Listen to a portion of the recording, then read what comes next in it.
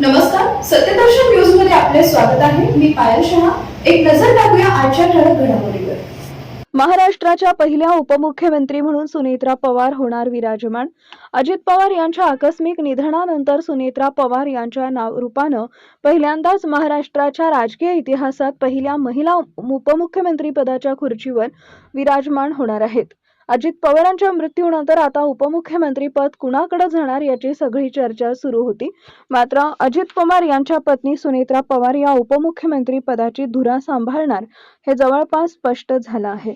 लग्नानंतर सुनेत्रा पवार यांचा समाजकारणात वावर असला तरी निवडणुकीच्या राजकारणापासून त्या अलिप्त होत्या.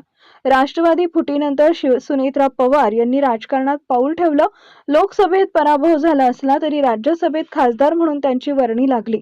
अनेक वर्ष राजकारणापासून लांब राहिलेल्या सुनेत्रा पवार आता थेट राज्याच्या राजकारणाच्या मुख्य प्रवाहामध्ये प्रवेश करतायत. या निमित्तानं राज्याच्या उपमुख्यमंत्रीपदी बारामतीची सून आणि धाराशिवची लेक बसणार आहे.